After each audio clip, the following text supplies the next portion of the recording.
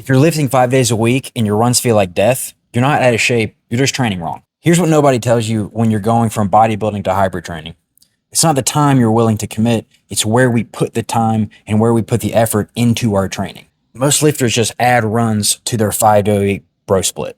They crush legs on Monday and sprint on Tuesday and wonder why their knees are screaming. That's not hybrid training. That's just improper training leading to overtraining with a couple extra steps. I'm going to give you 5 rules that build strength and endurance without destroying our body. Rule number 1, and this is where it might feel weird, drop 5 days a week of lifting down to 2 or 3. When you're hybrid training, you're on a recovery budget. We need to make sure that everything we are training, we're able to recover from and continue to pursue. If we're lifting 5 days a week, that means we can't push our conditioning to the degree if we were lifting 2 or 3 days a week. If you dedicate an entire day of training to arms, legs, chest, calves, what do we do when we need to run far, fast, and do high rock stations? We can't. Instead, switch to 2 or 3 days a week of lifting. That way, we get the most out of our lifting and pursue our endurance so that we can see progress in both. When you switch to 2 or 3 days a week of lifting, make sure you're hitting the high points. Use compound movements, lift heavy, lift fast, and make it specific to what your hybrid event is. Nick Bare does this. Fergus Crawley does this. Every elite High Rocks 15 athlete does this. Here's what no one's telling you. Rule 2, keep your hard days hard and your easy days easy. Most people try to think of a training plan where they get the most out of every single day. Well, getting the most out of every single day doesn't mean that we train really hard every single day. If we train really hard every day, we can't recover. That's why when we have a hard run day, we should pair it with a hard lifting session. When we need to recover a long zone 2 effort, we shouldn't pair it with really high intense erg work or really high intense lifting or really high intense running. We need to keep that long, low intensity day focused and geared more towards recovery than just having intensity sprinkled everywhere. If we don't take the proper time to recover from our hard days, then we're never going to get the most out of when we actually put in hard days. Here's the framework. If you deadlift hard on Monday, your hard interval run should also be on Monday. On Tuesday, if you run at all, it should be longer and low intensity. For high rock specifically, this means that a hard sled push, sled pull, burpees, lunges, wall balls, that counts as high intensity. So it should also be paired with other high intense work if you're going to try to do more high intense work. The next day should be easy. The biggest pitfall I see with hybrid athletes is they try to do too much intensity too frequently. Stack your intensity into one big day so that you can recover for a day or two, and then you can be intense again after that. Otherwise, we're never going to recover. Rule 3, the 80-20 rule.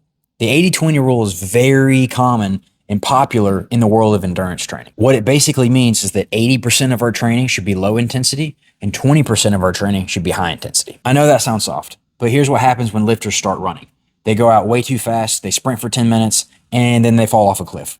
In comes the 80-20 rule. 80% of it should be building that big aerobic base at zone 2. 20% of it should be going really hard to make sure that we can recover and build that adaptation to go both far and fast. The low intensity 80% is about zone 1 or zone 2. The 20% high intensity should be zone 4 or zone 5. Think of those as your interval runs, your threshold runs, your hill sprints. The 80% is low intensity, very conversational work. Build the base, build the mitochondria, build the capillaries, and then go hard. No hybrid athlete or endurance athlete ever became a world champion by going too hard too frequently. They built the base first, adhered to the 80-20 rule, and then became a champion. If this is clicking for you, drop a comment below and let me know your hybrid training background. If you want more content like this on hybrid training, make sure to subscribe. Rule number 4, earn your volume. Rule 4 is where people get hurt. They try to do too much too soon. You started running at 5 miles a week, and then the next week you try to run 30 miles. That's how we get hurt. If you've been lifting for years, but you just started running, you are a beginner runner. You are not a pro runner yet, regardless of how good your lifting is. If you're a beginner runner, I recommend starting with 2 to 3 runs per week, totaling 60 to 90 minutes of time on your feet, even if that means you have to walk. I see guys jumping into 5 days a week of running, because they have the aerobic engine to do it, but their body doesn't have the experience to. Their hips, knees, and feet start hurting, and then they go back to lifting full time because they think running is bad for you. No, too much running too soon is bad for you. The general rule: never increase your running volume by more than 10% per week. Be patient. Rome wasn't built in a day, and neither was your running volume. Last rule, rule 5, and this might be the most important one. Stop eating like a bodybuilder if you want to perform like an athlete. Bodybuilding diets are built around aesthetics. Hybrid training diets are built around performance. These are not the same thing. One is about what we look like in the mirror.